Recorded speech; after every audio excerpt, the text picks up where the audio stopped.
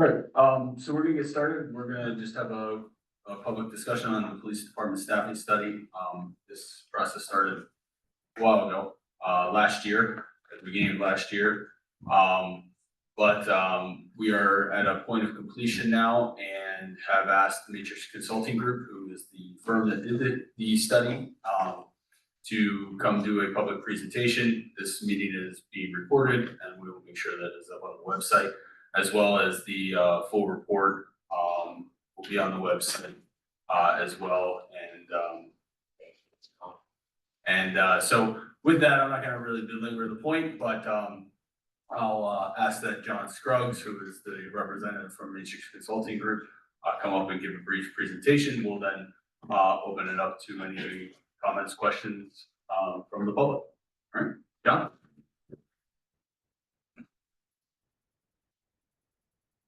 Good evening, everybody. I'm John Scruggs from Matrix Consulting Group. I'm glad to be here tonight to give this presentation. I'm just going to go through some overall data that we went through, and then we have a slide presentation that we're going to go through with you slide by slide, and then at the end we'll be available for questions, and I'll hang around afterwards as well. If you want to hit the first slide there.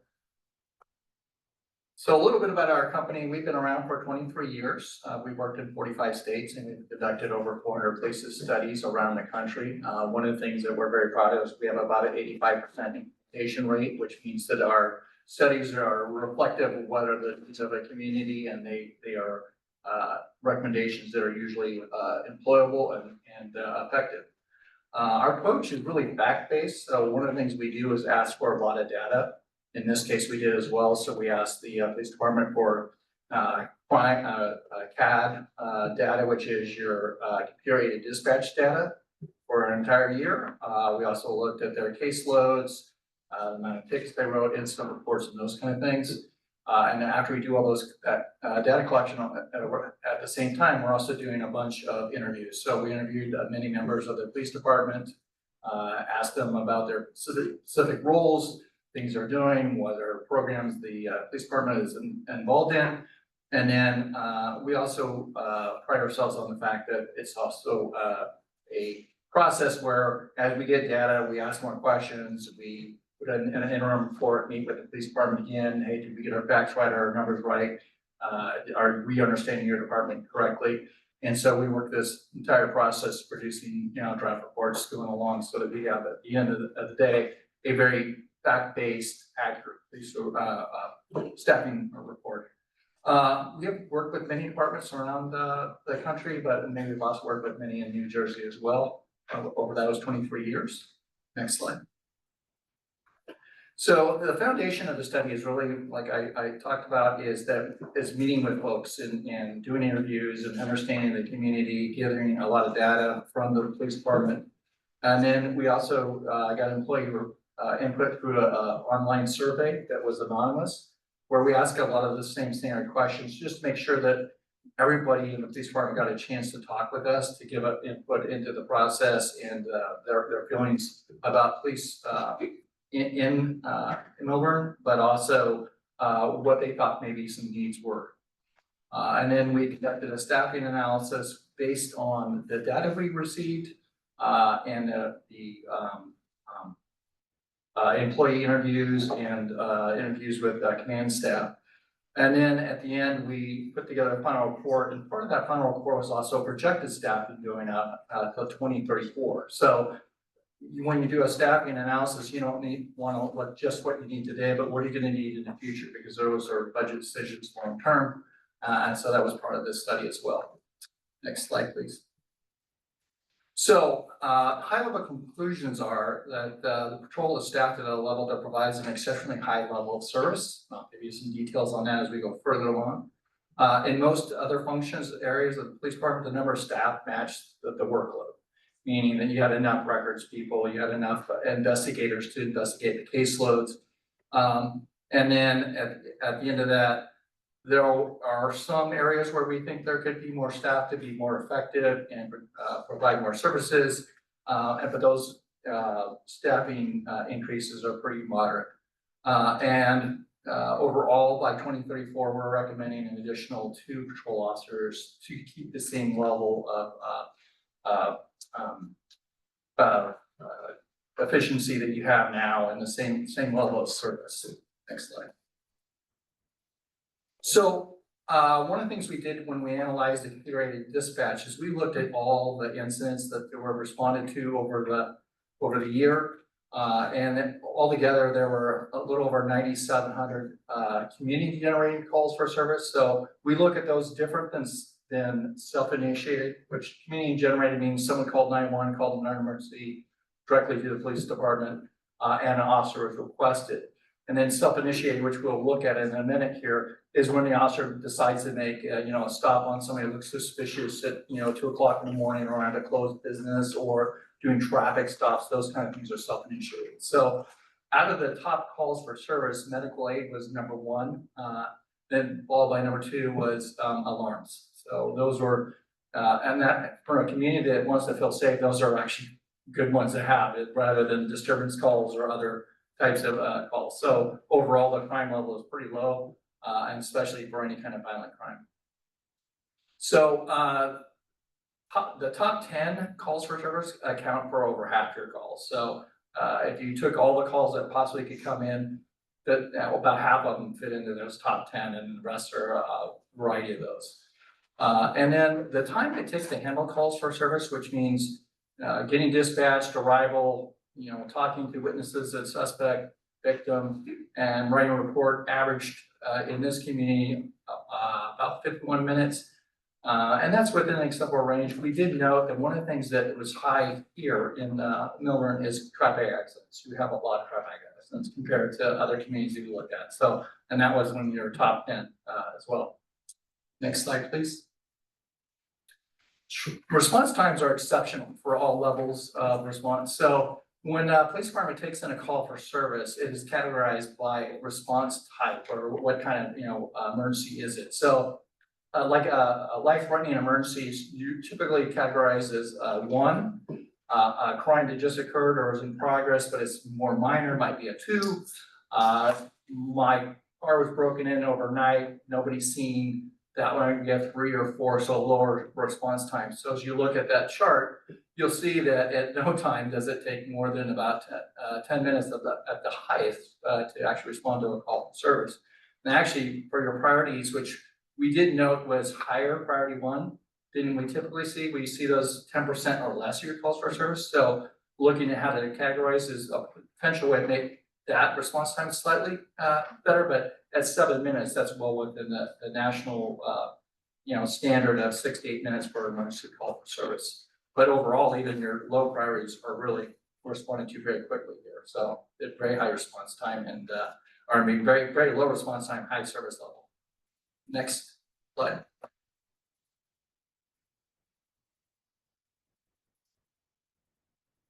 So one of the things that we looked at, as I mentioned a little earlier, is proactive and self-initiated activity. So proactive time is one of the measurements that we look at is that how much time does an officer have during a shift where they're free to do other things other than respond to calls for service. And the reason it's important is if officers have very little proactive time, they're essentially going from call to call to call, and they have very little time to follow up on crimes that may occur or problem areas, trying to solve something. I'll give an example. Maybe there's something that's getting tagged, and resident maybe ask for the officer to come by more often and check on this. But if they have very little proactive time, they might not be able to do that. And so for a community like this, we calculate somewhere around 50% proactive time should be available. So 50% they're dedicated to calls for service, and at least 50% of the time they're free to do other things. And then we looked at that actually hour by hour, which is, I think, is the next slide.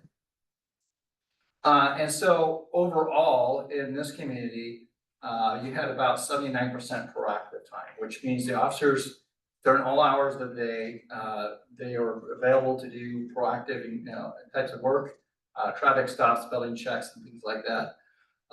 What's important to note here too is that overnight proactive time is always higher than it would be rest time, because at 2 o'clock on January 20th, there's not a lot of people out to engage with, there's not a lot of things going on, and calls for service generally drop off. And so we do, that's a normal trend we'll see with any police department, is generally between the hours of 2 and 7 AM, there's just not a lot of calls for service. And so proactive time is really high. So even though it's 79% overall, one of the more important metrics to look at is how are they in the evening and early morning, when you might get a rush of traffic crashes, or in the evening where you get other types of calls where the police respond. And overall, you guys have very good proactive time availability here. Next slide. So having proactive time is only one thing. What do you do with it? So just because the officer is free and not on a call, you want them to be doing something with that time, whether it's checking on a prior call or doing a follow-up. And what we found with the police department here is they do a lot of traffic stops, building checks and everything. So they're using that free time quite extensively. They are responding, when they're done responding to calls, they're actually looking for other things to do. And that's a pretty good metric. So if you look at the overall, there's about 11,000 activities that are proactive. If you remember from the previous slide, there was about 7,100, I think, is calls for service. So they're actually doing more with their free time than the calls for service. And that's a good metric to have. If you have very low use of your proactive time, then you have officers who aren't really, they're not engaged with the community, and we include that as well, talking with community members as part of self-managed activity that we're looking at. And so in this community, building checks and traffic stops were number one. So your officers are making good use of the free time they have available. Next slide. So as you are probably aware, since you're here and you're interested in the police department, they established a community services unit last year, and this is a unit that goes out and does a lot of community events, community engagement. They're working on building the police community relationship. They're also able to do some proactive, enforcement or targeted enforcement of maybe long-term problem areas that may arise. Work on homeless issues, all those other things. And so we noted that they were pretty active in their first year. They're very engaged, but we also see an opportunity to be a little more targeted. So when your patrol officers are trying to work on an issue, they're also taking calls for service, whereas your community service unit, they're not really call driven as much. They're more, deciding what they need to do based on crime data that's out there or any crime trends that are happening. So we are recommending adding 2 additional officers to that unit so that it can do more targeted engagement, whether it's outreach, homelessness, it's any kind of crime wave that may occur. And then we also are recommending a sergeant position in investigations. And that's based on the lieutenant currently has all the detectives are supervising, and then they also have internal affairs and other tasks assigned to them. And it's recommended that you keep a lower span of control, meaning, the number of supervisors to direct reports, somewhere between 6 and 9, depending on the agency that's looking at it. But we thought that there was an opportunity there to have a little more close supervision. And I will say with it almost seems like we slipped that. It's in the next slide. But looking at investigations, we also noticed that they're currently, the investigative detectives, they're currently able to work their caseload, but it is at the higher level. So there's very little capacity to do more cases than they're already working. Next slide, please. So the Traffic Bureau, as you noted, one of the top calls for service, I think it was number 3 or 4, is traffic crashes. And so you do have a Traffic Bureau. So you're averaging 3 crashes a day here, which is actually fairly high for the size of the community, I would say. And just driving around earlier today, I would say it was a very busy place. I saw a wrong way driver on Main. Yes, sir. Open questions, or we're gonna wait on it? Wait. Okay. Okay, yeah. So, so one of the things that we were looking at is using, data-driven analysis to decide where you may want to do more traffic enforcement based on crash data, complaints of speeding, stuff like that. And so we were recommending an additional officer for the Traffic Bureau to concentrate on those reducing crashes and other traffic related issues. Next slide, please. So yeah, going to investigation. So we looked at every single case that came in over the year. And then we categorized those by time needed to investigate, the type of crime it was, or the case. And so some of those metrics, so there's like 10 common things that most cases have. So, and one of that's, interviewing the victim. Another one might be, looking at physical evidence, examining physical evidence, writing a search warrant. So each one of these things takes time. And even though it seems like they're in, especially with electronic media and other digital evidence, even though the analysis of it may not take a long time, every single one of those steps a lot of times requires a warrant or a subpoena to actually get the information. And so that's time and labor intensive. And so with investigations, like I said, we looked at every single case over the year, and then based on the case type, like a burglary might be a certain number of hours to investigate on average versus assault or a more serious crime. And then we compiled that into how many workable hours are there for a detective a year. And here's what the caseload says. So you're really at capacity now. So if you had a huge crime wave, it'd be very difficult for the detectives to keep up with that type of caseload. And that's partly why we recommended, I think that Sergeant got mixed in with the earlier slides, so I see it twice now. So that is why we were recommending a sergeant to actually help with a little bit of that caseload, but also provide more close supervision of those cases. And part of the sergeant's job also is screening cases that are totally investigatable to, it's a real whodunit, and if the garden gnome is missing, there's no suspect, and there's really no likelihood we're gonna recover it. And do you wanna put, 3 detectives on that and try to recover that gnome? Because at some point, you're gonna spend lots of hours of time on an investigation that's gonna really lead to nothing. So that's why you want really close to the bridge with a sergeant who's screening those cases and going, this one is probably not worth following up on, but these ones really are.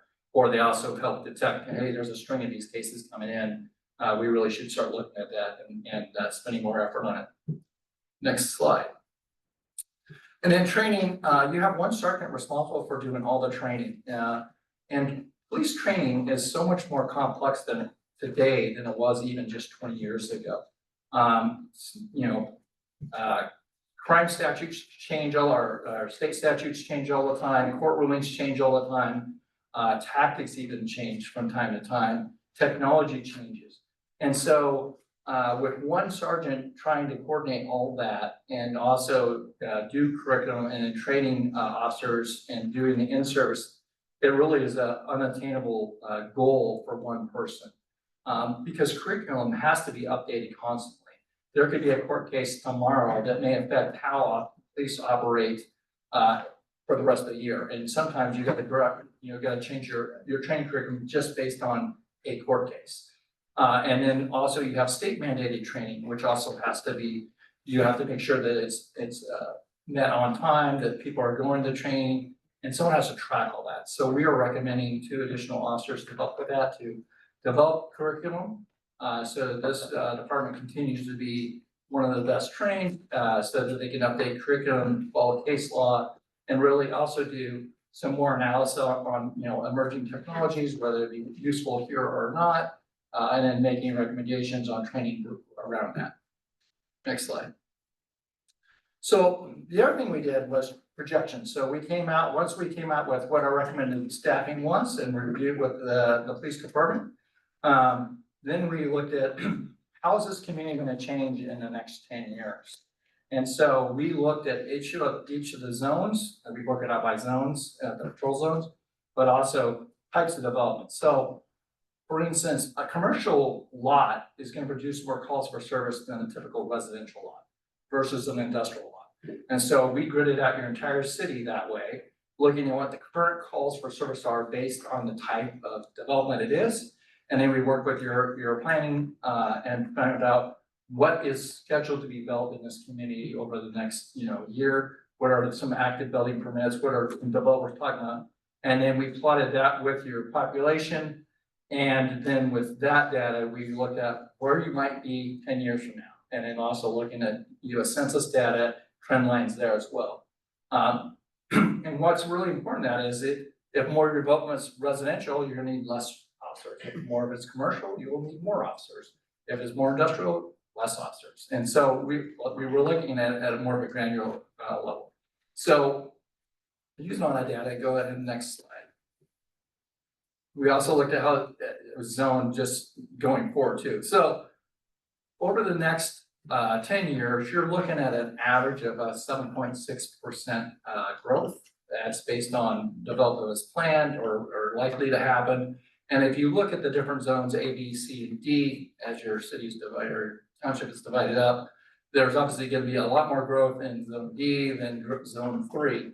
And the reason that's important, and we reduce that for the police department, is because that may affect staffing levels in zones going forward. So that's your projected population. We're looking at 10 years out that you'd go from 22,000 to a little over 23.5 thousand. Next slide. So how does that impact calls for service? So not every new resident is going to be calling 911 or requiring police services. Only a percentage of those are.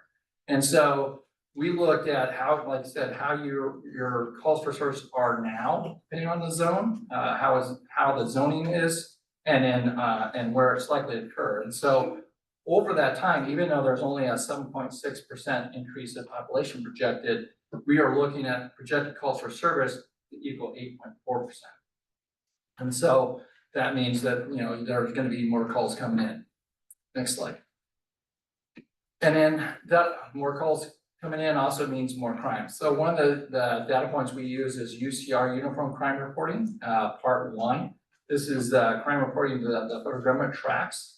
And it's basically the most serious types of crimes. And so I'll say for this community, you have very, very little violent crime, but you did have, in the year we looked at, you did have, some burglaries occurring, some auto theft and things like that. So overall, we're looking at about an 8% increase in part 1 crimes predicted over the next 10 years.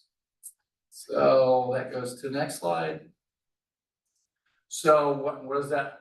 How do you deal with that? So obviously, as a call comes in, officers are handling multiple calls a year. So even if you have an increase in population, your one officer is handling multiple calls every day, handling over all the shifts they work over the year. So just because you add 100 people doesn't mean you need to add one more officer. So it's not really that exact correlation that way. But looking at 10 years out, based on the population, based on UCR current, and then how it would be projected, we're predicting you're going to need 2 more sworn officers, patrol officers to handle the call load to meet the same service levels you currently have today. And then for non-sworn, we didn't predict. Next slide. For civilian positions, we didn't recommend anymore because we didn't see the increase in calls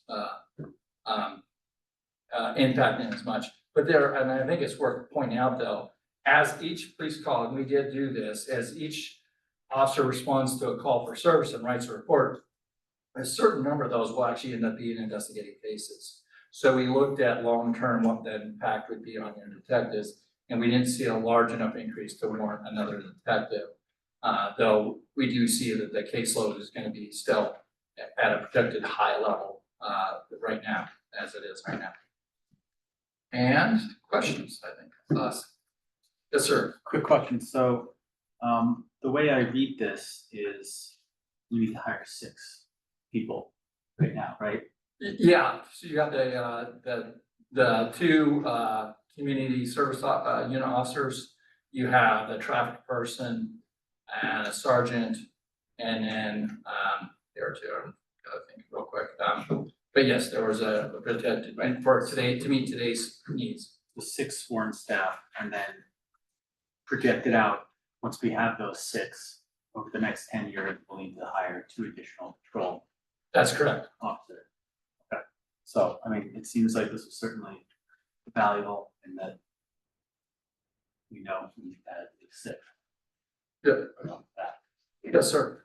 So you mentioned crashes. Obviously, you looked at the topography of the community and the ways that the roads are designed. We have major roadways surrounding. Was there sort of an analysis on where these crashes were taking place? Were they on the within the boundaries of the community, but on these major roadways, or were they predominantly in the residential? So we obviously left the freeway out, so they're all on the community roads here. Okay. Yeah, and that was one of our, so we didn't do a deep dive into where they're actually all occurring, but those are all in your system, your road system, not the state highway. did you happen to know whether they were in the business districts versus residential? I think that they were spread out, but they were definitely on the more major roads, with traffic lights, a lot of them traffic light related.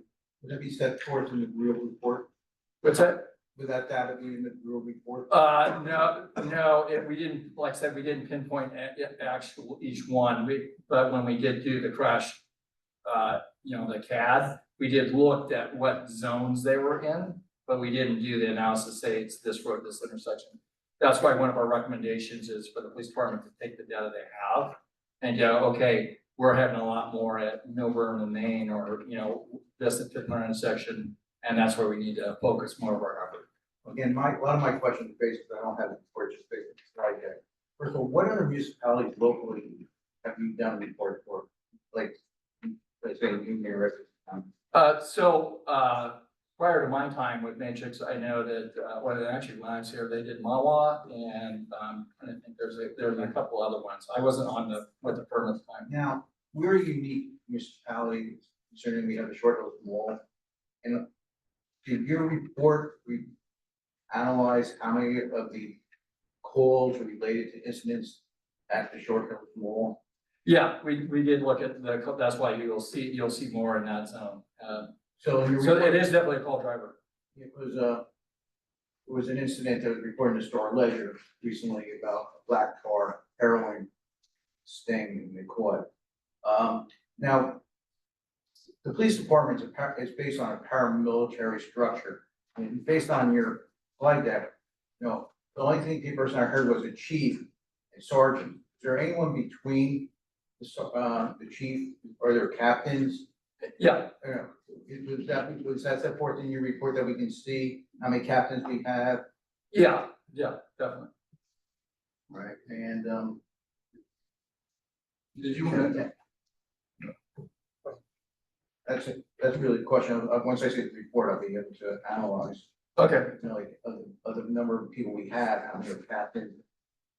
If he's not on duty, I assume, I guess, a captain on duty at night, lieutenant and a sergeant. yeah, yes, ma'am.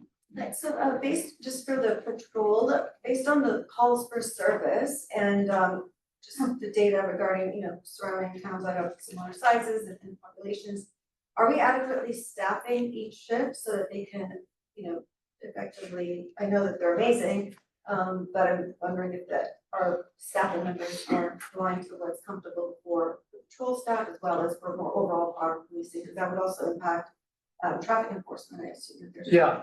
On the road. No, you guys are, and we did a comparative analysis of some other agencies, and you guys are staffed at the level or higher than many, so. Per shift. Yeah, even by shift, yeah. If you look at the slide there that has the green graph in it, that shows the amount of proactive time those officers have on that night shift, and I think it's like 83%, overnight, so. You do typically staff less at night, but you also have less calls. The calls you get tend to be more serious, that is also true. But we looked at, and that's one of the questions we actually asked in our employee survey. Do you feel like you have adequate cover when you need it, or someone can help you out if you're on a serious call?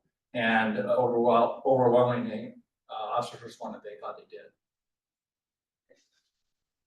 Yes, I have a question related to slide 6, response times. yes, So the priority level 1, the median is 7 minutes. You said the acceptable range for that class is 6 to 8 minutes. yes.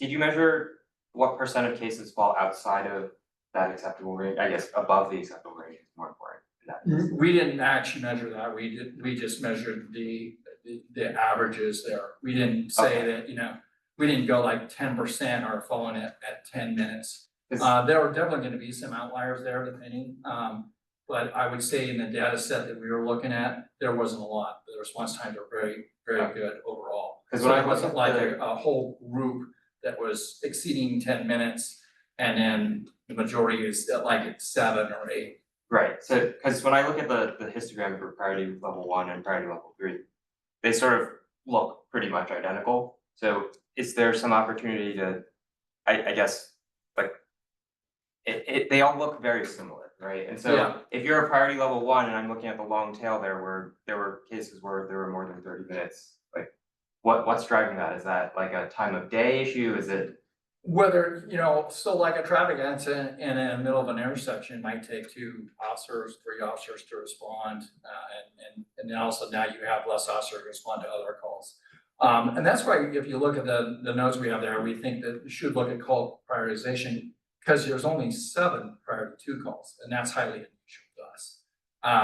And so, and you look at response time for priority 3, it's so close to, the other one that there's not a lot of differentiation there. And so typically when we see call loads from other organizations, priority 1s will be under 10% of their calls for service. And then priority 2s will be a much larger number than you see here. And then priority 3 will be an equal or larger than priority 2. And then we see it drastically drop. And what's remarkable here is all of your calls, response times are really low. You would expect the priority 1 to be the lowest median, and like the median is all basically, the distributions are all basically the same. Yeah, pretty close to that, yeah. And that's, and it's also community driven, and then also sometimes the dispatch system you're using, whether it's, you decide what your call dispatch priority is gonna be, or if you're on a multi-agency dispatch, that's decided by everybody else, and you may not have a lot of impact on that. Yes, sir. So on the prioritization, we use I guess you would say, you said multiple agency. Is that what we're using now by using a joint dispatch? I didn't do the CAD. What's the answer to that, chief? Our CAD is our own CAD. Yeah, Even though we're in a multiple agency dispatch center. Okay, Yeah. so but we do manage it. How does, you've done a number of communities, obviously, in different states, it's all your numbers. Does that play a factor at all, having a joint dispatch? Not generally on response times, no. It does on how you prioritize calls. If you have a dispatch system where you have 26 agency users or 10 or 5, everybody has to agree that a shoplift that occurred, an hour ago is a priority 3 versus the other department say, well, no, we want that to be a priority 2. So you gotta all agree on that. That's dispatch protocol. Just one other question is sort of on that realm. Does the police department also operate similar to the fire department, whether it be other companies, other fire companies from other town responding to things? If needed be, there's mutual aid. So in nearby, if an officer needs assistance or they needed help, it doesn't happen a ton, but they do work on mutual aid, almost every law enforcement agency, and I know that Milburn does as well. And there's no issues that you found in the study with regard to that needing too much aid, because of a gap in staff? No. And that, if outside agencies are deploying, a lot of times that will show on a CAD, that another agencies there. In your report, will explain what you use to define the priority level? Yeah, yes, I think it's in there. You had a question? Yes, I did. I just wanted to say, first of all, thanks to Frank and the other PC members who decided to put this into action. How often would you recommend a municipality do a study like this? It's like once every 10 years, 5 years? Well, 2 things about it. One is we give the math behind all of our things, so, that they can duplicate what we've done here again. But, I would say no sooner than 5 years. We've been rehired by agencies almost every 5 years to relook at all their data. Because some of the analysis we do is, it's pretty unique and it's something we've designed or we use. And so they may not have the ability in-house, not that they, or the time. So we have done it for, 5 to 10 years out, we've done it for agencies. We've been rehired by agencies even since I've been here, multiple times again, for even different types of studies. So what you said is you don't leave the tools, but you leave the data? No, we give the whole math. We tell them exactly how we figure it out, because we also have conversations with the chief saying, here's how we figure out what your caseload looks like. And they have to agree that we're in the ballpark, because one agency, and here's on investigations, which is what I do a lot of my work, is that in one agency, detectives may respond to the crime scene and actually collect evidence and process the scene. In another agency, there might be crime scene people who go out and do that. So it has to be relevant to the agency, and that changes the timeframes in the investigation. There are other agencies where the detective doesn't even get a case assigned to him until it's been in the inbox for 3 or 4 days. And then it gets, well, this is yours now. Of the six, I wanted to know what period of time you studied, like was The it? 2024 was, we looked at data from before now, before, and we have some more current data, but 24 was the year. We like to do an entire year, so we're getting all the seasons. In the actual report, you also see the seasonal fluctuation in calls for service. So obviously you'll see an increase in summer, decrease in some of the winter months, but we track that as well seasonal. You didn't look previous to that, like 23 years?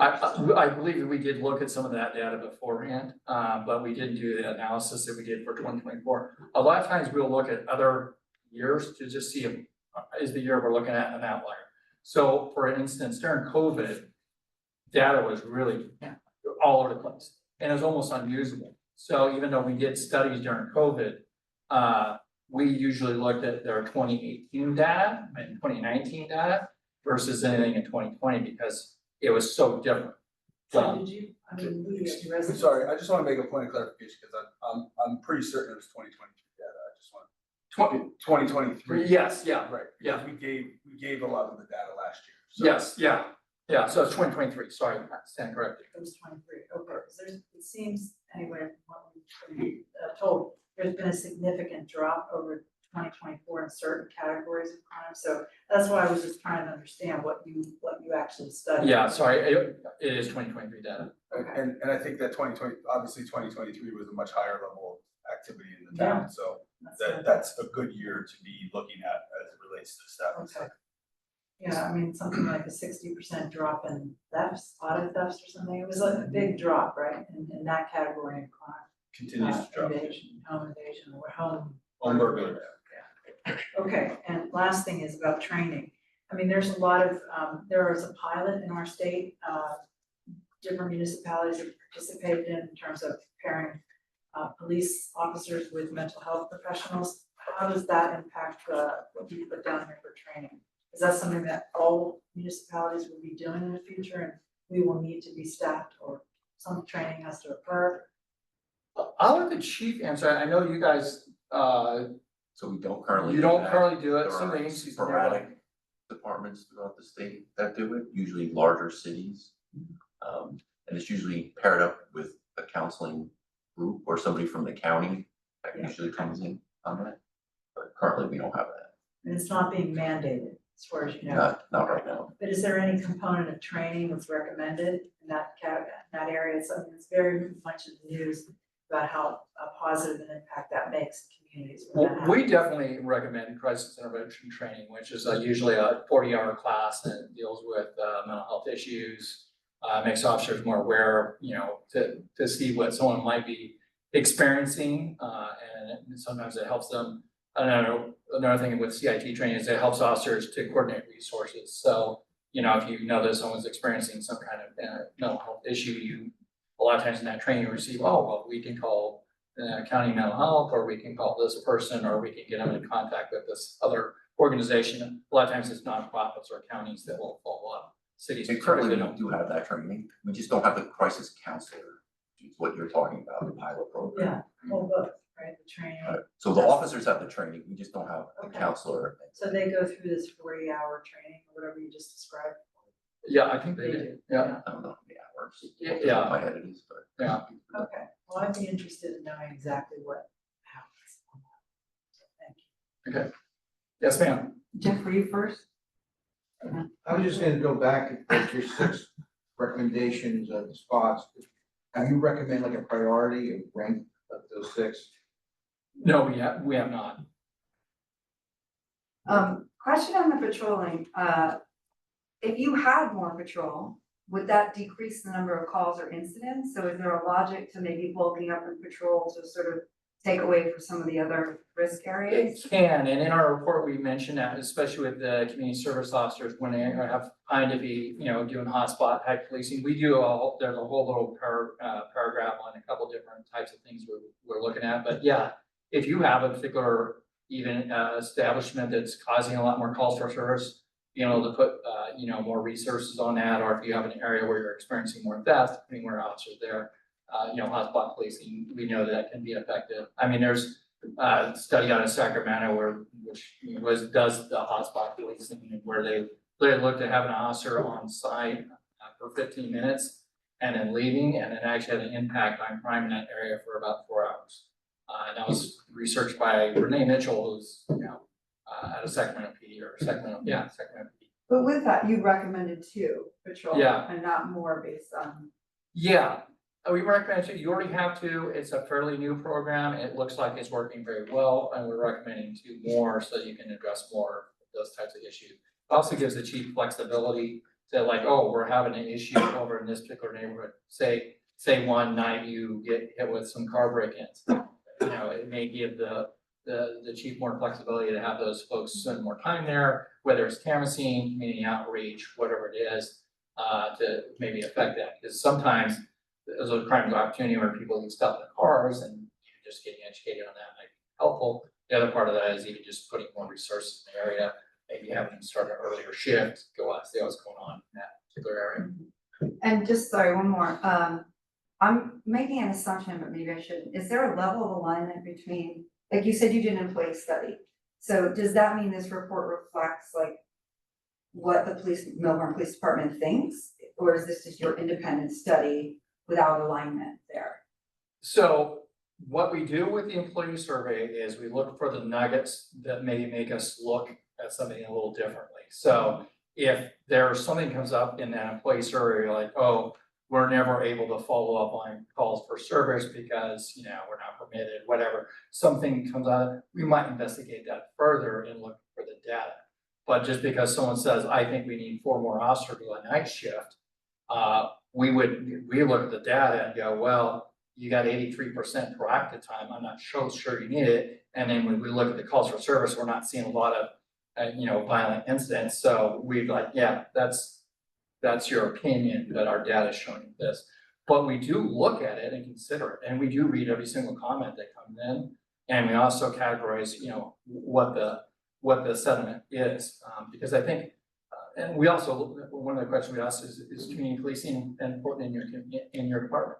That's a question we ask. We want to get a feel for what's the make of the police department, how are they feeling about their community? The numbers were actually very high here as well. They felt like they were very involved in the community, and they felt like they had very good community support here. Yes, sir. So a few questions. So one, it was my understanding there's supposed to be a community input portion of the survey where you guys would survey the community in some capacity. Yeah, that was the understanding. They gave us TC members. That doesn't seem like that was done. Was the scope changed along the way? Or was that The scope was changed to not include that. That was something we normally would have done at the beginning, but no, we did not do that. Who changed that scope? I believe that was in a meeting. I'd have to talk to my boss to see how that happened. Alex? Yeah. Answer for why that scope was changed, because TC members, at least I remember, we were told that would be part of the scope of the engagement. Yeah, I think it was meant to be a public engagement, not necessarily, I don't know if there was a set way of that engagement, but which is why we're doing the public session now. But again, this was meant to be a police staffing study, right? That was the objective, was to see what the staffing of the police department should be, right? So that's the information that's been provided to us. And did you guys analyze the amount of overtime that the park uses compared to their departments, and does that factor into your recommendations that we increase our staff? We did not factor in overtime. It was reviewed and provided to us. We didn't compare it with other agencies. I do know that it didn't look excessive or unusual. And we work with clients all the time. So I have a client where they use 8,400 hours of overtime just to cover dispatch, which is a lot. Think about it over a year, 8,400 hours is quite a bit. And so that's something we address in that particular study.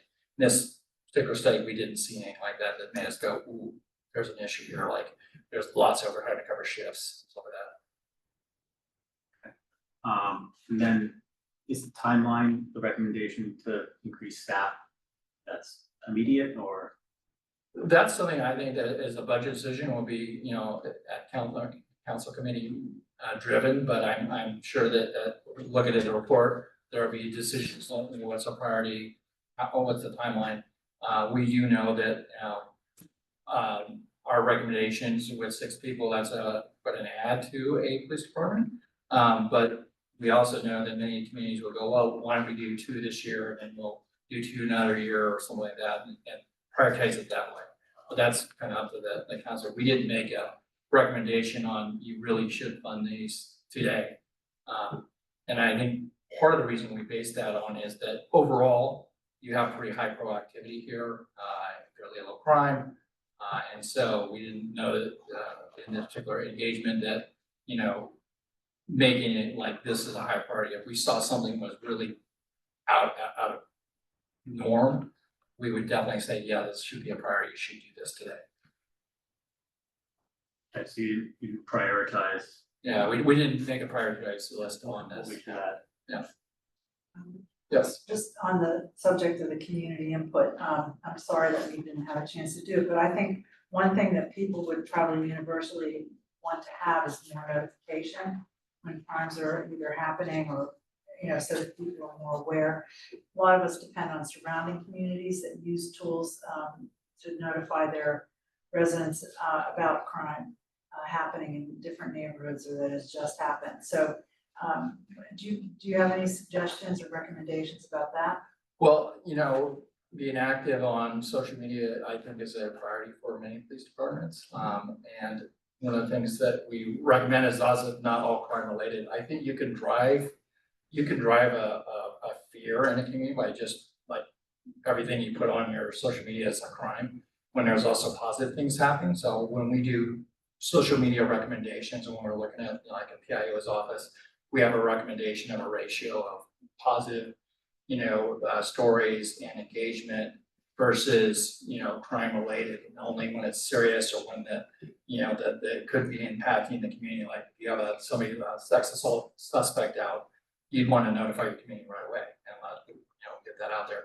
But we also, when we're talking with agencies, we also say, we have the Melbourne police, the Melbourne football team is making it to the playoffs, and it's posted on the Melbourne, school website.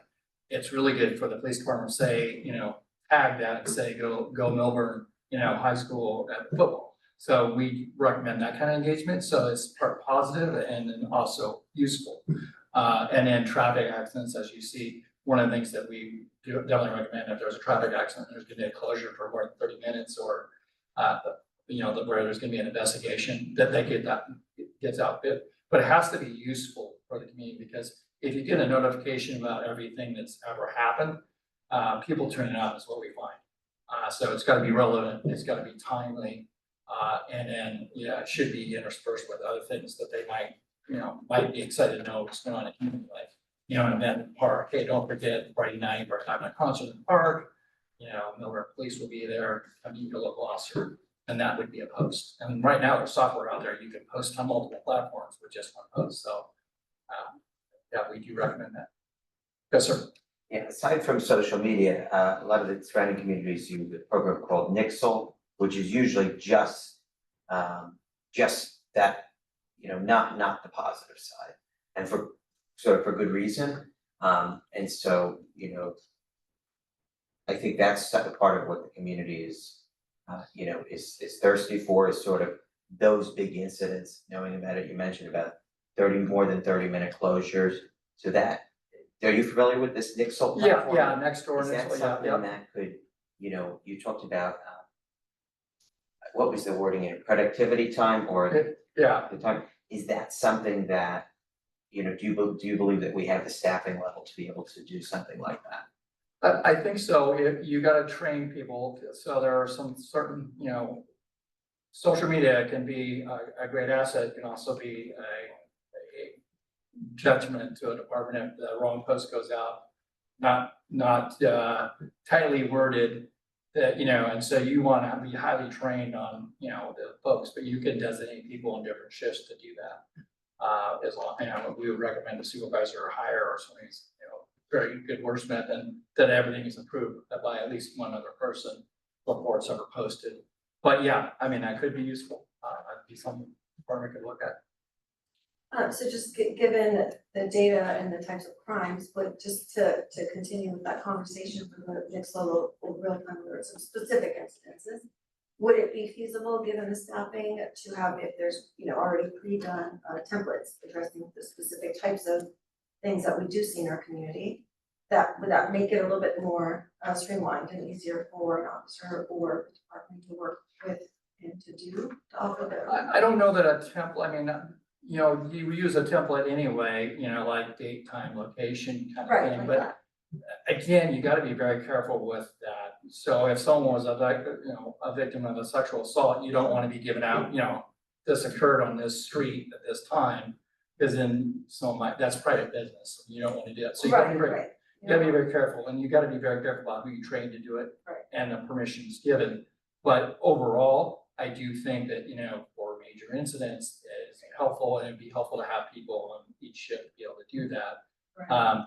And I do think, you know, with current staffing, you probably have the ability to do that, but it takes dedication, training, Mhm. and you really have to have a plan to do it correctly. Cause it can be, like I said, the wrong, even like I can tell you, I've seen in social media where there's posting critical information that only the suspect would have known was put in the tweet. And it's like, okay, you just blew it, you heard of investigation. Right, but there is stringent training that could help the officers. Yes, there is, yeah, but I mean, it's not, you just don't want everybody, just because they're working night shift and might not be busy, that everybody can put out a social media post. You gotta be very careful about what you release and how you Right, release right, it. like specific incidents, Yeah, not so, and it personal. takes training, you can't just sit down with someone a half hour and say, hey, something interesting happens. You know, post it on, you know, Nixle, Oh. you really gotta have the people formally trained to do that. Right, like alerts for Yeah. critical incidents, yeah. Thank you.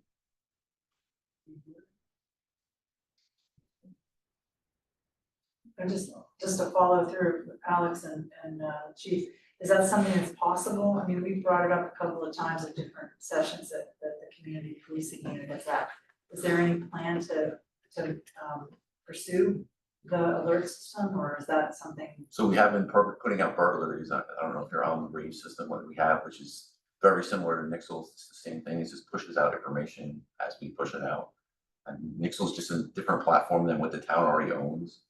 But So you mean like if you sign up on the website for whatever, all the different kinds of alerts, it comes through there? Is that what Yeah, you're correct. speaking of? So Okay, it's the same thing, you have type to of- sign up for Nixle too. sorry. You have to sign up for Nixle too. So At it's the only, same time? no, I'm just saying, like, they're very similar systems, right? They're like they're an alerting system that you actively have to sign up for to get those alerts. So So what's an example? Like I'm signed up for them, but I don't even remember one ever. You get the traffic every day. road Traffic. closures. Yeah, and road there's closure, burglaries. home burglaries you get. The thing is, all of these systems are just alerting platforms. If you wanna have something like they have in other towns where they're sending out more real-time alerts, Yeah, it's not the platform that's the problem, it's you need a policy of, okay, when X, Y, and Z type of incidents occur, we're gonna send out an alert within X amount of time. yeah. That's the difference. So Is that- Summit, That's what Summit they does? send out a lot more alerts, a Okay. lot more things than we do here. So it sounds like, you know, what you're asking for is not necessarily, you know, Nixle as a platform, but more real-time alerts about specific You occurrences. see, like from Summit, I have to be honest, I see on their Facebook page, from Summit PD, you know, just like an easy way to kind of understand exactly what happened or is happening. And I mean, I pay attention to that because A, it's simple and efficient, and it's not something like buried in email, it's like social media. I'm just being honest, like I feel like I get more information from that. And since I live really close to Summit, it's helpful because then I feel like, oh, well, if they're over there, they can come here. So I'm just trying to So understand. like he was saying, like, you don't wanna be putting out information that's just scaring people, that's No. just like coming out, because I talked to Summit about their platform and what they do. They have a public information officer. And they relay the information to that public information officer. So if it happens to happen at, say, midnight, that information is not going out. It's when it's going out when the information officer comes in at 8 o'clock in the Absolutely. morning. So that information is already 8 hours old. Yeah. So like knowing about a burglary that we already caught the burglar at 1 AM, pushing that out at 8 AM is not doing, like, you're gonna know that it happened because we pushed that out anyway, but the timing of it is not next to each other, you know what I'm saying? Yes, I understand that, but at least it makes you as a citizen more aware that something is going on in the radius that you live, work, or, traverse. So I think it is helpful, I have to be honest. I don't know what other. So we people already say. push out the burglary. Mhm. Like if there's a home burglary, we already push it out. Then the next day when someone's in the office, and we push it out already. Or that day if somebody's there. No, Yeah, I or if noticed or if somebody's there, exactly. There's now, yeah, well, I mostly see it from. Yeah, no, it's been great to have WhatsApp. that. They're live and it's nice and I think it's a nice step forward. So That's I'm a- appreciative of it. Yeah, I think that that way of expressing is good, but it would also be good to have on social media. Are you saying that's on social media? It's not, Yeah, okay. It's Is there any live way we alert can that do we get. that? Policy, Policies Yes. not to put on the social. policy has come from township committee. Oh, okay. No, I think the point is, it just hasn't been put on social media, on the township social media, when those home burglary alerts go up. I mean, we can certainly do that. But I think part of it was, if it's about alerting the community, right? People are signed up for for the rave system. Social media, you're alerting everybody, including bad guys, including people that are scoping the town, people that wanna know, what our level of awareness is, where things are happening. Where, oh, it happened here, that means they're gonna put extra patrols up there, so we'll go hit this area instead.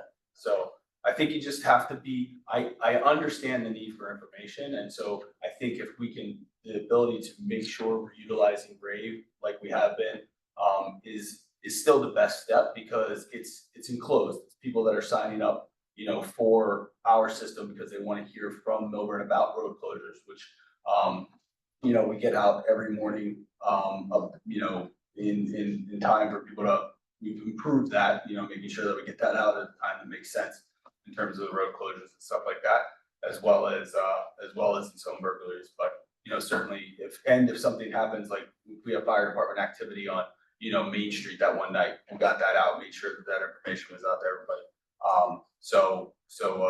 But it's always something that can continue to be improved, for sure. So. Part of the reason there is many alerts is because crime has gone down. Correct. Because the That's town has also taken true. steps, the department's done a great job of increasing patrols and reducing the overall crime that's happening. And so, I think the lack of, more constant alerts is sort of a positive, because those incidents just aren't occurring as a result of the hard work that the department has done. That's positive. Yes, sir. Yeah, it just about overnight, I know you talked about the differences in overnight and the staffing counts. What would the minimum be on overnight? Are we, I know we're at adequate, are we at the minimum, and what is the? As far as like current staffing Yeah. on night shift, I wouldn't say you're at minimum staffing, no. I mean, you have 83% for active time overnight, so I would say you're staffed well. We didn't come up with an actual, here's the minimum staffing. We used the analysis of how you're staffed currently and to draw that analysis, but we didn't actually, drill down and say, here's how many minimum you need. We were looking at service levels and then responsiveness. If you've ever called the police at night, like 3 people show up in 30 seconds. Yeah. It's pretty awesome.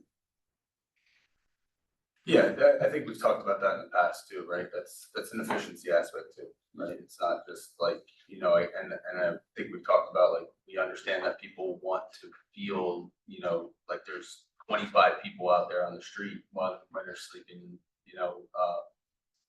quote unquote vulnerable, but from an efficiency standpoint, call volume standpoint, how proactive they are, just doesn't, doesn't make sense to have 25 people out overnights. But we have seen, I personally seen, more patrol cars in the overnight, just driving late at night. And I know that's something someone used to do, they would park cars at sort of the entrance, exits of the town, but I've seen more Milburn patrol cars in a more visible role, so that's definitely something that I think, correct me if I'm wrong, I think that has increased.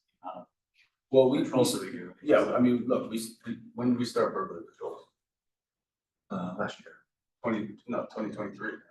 We've been keeping data for burglary patrols for a while, right? But certainly, I think that helps, obviously increase that visibility as well.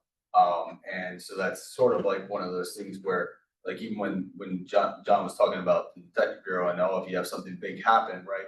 It might not necessarily be that you have to staff that in perpetuity based on something big happening, but can you supplement that in some other way to get you through the period of time that you need to?